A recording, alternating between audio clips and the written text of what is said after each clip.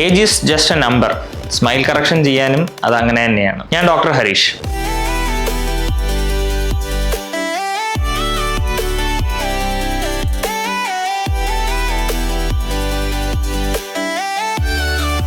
ഈ ചെറിയ പ്രായത്തിൽ പല കാരണങ്ങൾ കൊണ്ടും പലർക്കും ഈ സ്മൈൽ കറക്റ്റ് ചെയ്യാനോ കമ്പിയിടാനോ സ്മൈൽ മേക്ക് ഓവർ ചെയ്യാനൊന്നും പറ്റാണ്ട് വരാറുണ്ട്.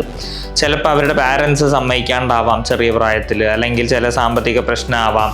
ലൈഫൊക്കെ സെറ്റിലായി ഒരു 50 വയസ്സൊക്കെ കഴിയുമ്പോൾ അവർ ചിന്തിക്കും, ഓക്കെ ഇപ്പം എൻ്റെ ലൈഫൊക്കെ സെറ്റിലായി, ഫിനാൻഷ്യലി ഫാമിലിയൊക്കെ സെറ്റിലായി, പക്ഷെ അപ്പോഴും നമ്മുടെ സ്മൈലിൽ കോൺഫിഡൻസ് ഉണ്ടാവില്ല. പക്ഷെ മിക്കവരും ചിന്തിക്കുമോ വയസ്സായില്ലേ, ഇനി ഇതൊന്നും ചെയ്യാൻ പറ്റുന്നുണ്ടാവില്ല, നമ്മുടെ ചിരി ഇങ്ങനെ തന്നെ ആയിരിക്കും ലൈഫ് ലോങ്. അങ്ങനെയുള്ളവർക്ക് വേണ്ടിയാണ് ഈ വീഡിയോ. സ്മൈൽ മേക്ക് ഓവറിന് ഏജ് ഒരു ഫാക്ടർ അല്ല. ഇപ്പം ഞങ്ങൾ തന്നെ ഇഷ്ടം പോലെ കേസസ് 50+, 60+, ഈവൻ 70+ ആയിട്ടുള്ള ആൾക്കാർക്ക് ചെയ്തിട്ടുണ്ട്. ചിലവർ ചോദിക്കും 70 വയസ്സൊക്കെ കഴിഞ്ഞ് കഴിഞ്ഞാൽ എന്തിനാണ് സ്മൈൽ മേക്ക് ഓവർ ചെയ്യണമെന്ന്. പക്ഷെ അങ്ങനെയല്ല. നമ്മളെപ്പോൾ നമ്മുടെ കോൺഫിഡൻസ് ലെവൽ കുറവാണോ അപ്പം നമ്മളിത് ചെയ്യണം. 50 വയസ്സ് കഴിഞ്ഞ് വരുന്ന പേഷ്യൻസ് മിക്കവാറും അവരുടെ ബോഡിയിൽ പല ചേഞ്ചസും വന്നിട്ടുണ്ടാവും. ചിലപ്പോൾ പല ചെറിയ അസുഖങ്ങളൊക്കെ ഉണ്ടാവും. ഡയബറ്റിസ് ഉണ്ടാവാം, ഹൈപ്പർ ടെൻഷൻ ഉണ്ടാവാം, ചിലവർ ഈ ഹാർട്ടിന്റെ മെഡിസിൻ കഴിക്കുന്നുണ്ടാവും. അപ്പൊ അവർ ഓൾറെഡി ഡിസൈഡ് ചെയ്തിട്ടാണ് അവർക്ക് ഇതൊന്നും പറ്റില്ല എന്ന് ഉറപ്പിച്ചിട്ടാണ് വരിക. പക്ഷെ അങ്ങനെ ഒരു പ്രശ്നമുണ്ടോ? ശരിക്കും ഇതിന്റെ പ്രോപ്പർ കൺട്രോളും പ്രോപ്പർ കൺസെൻസും എടുത്തു കഴിഞ്ഞാൽ നമുക്ക് ഇങ്ങനത്തെ ഉള്ള അസുഖമുള്ളവർക്കും സ്മൈൽ കറക്ഷൻ ചെയ്യാം.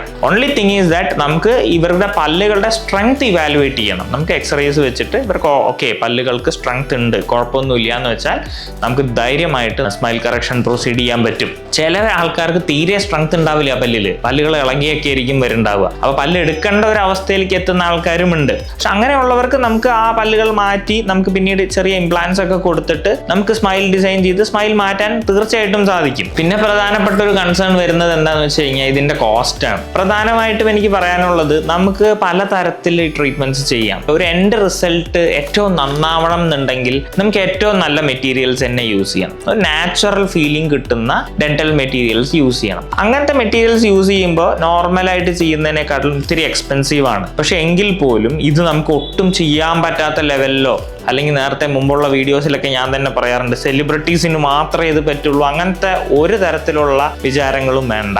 സ്ലൈറ്റ്ലി എക്സ്പെൻസീവ്, ബട്ട് ഇപ്പം അതിനുള്ള ഒരുപാട് ഓപ്ഷൻസ് നമുക്കിപ്പോൾ അവൈലബിൾ ആണ്. ഇപ്പം ഡെന്റൽ ട്രീറ്റ്മെന്റ്സ് മിക്ക ക്ലിനിക്സിലും നിങ്ങൾ നോക്കുകയാണെങ്കിൽ നമുക്കൊരു പാർട്ട് പേയ്മെന്റ്സ് ആയിട്ടൊക്കെ ചെയ്യാനുള്ള ഓപ്ഷൻസ് മിക്ക ക്ലിനിക്സിലും അവൈലബിൾ ആണ്. ഇതിൽ രസകരമായ ഒരു കാര്യം എന്താ വെച്ച് കഴിഞ്ഞാൽ, ഞാൻ സ്പെസിഫിക്കലി ഓർക്കുന്നത് ഒരു മാഡം, അവർക്ക് അഫോർഡബിലിറ്റി ഒന്നും ഒരു പ്രശ്നമല്ല, പ്രൊസീജിയേഴ്സ് ഒക്കെ ഞാൻ എക്സ്പ്ലെയിൻ ചെയ്തു, അപ്പോൾ കാര്യങ്ങളൊക്കെ പറഞ്ഞു. അവസാനം അവരെൻ്റെ അടുത്ത് ചോദിച്ചു, ഡോക്ടർ തീരുമാനിക്കും ഇത് ചെയ്യണോ വേണ്ടയോ. അപ്പൊ ഇത് തീർച്ചയായിട്ടും ഡോക്ടർ അല്ല തീരുമാനിക്കുന്നത്. whenever you feel that you are not confident with your smile, you should do it. നിങ്ങൾ ആ സമയത്ത് ചെയ്തിരിക്കണം.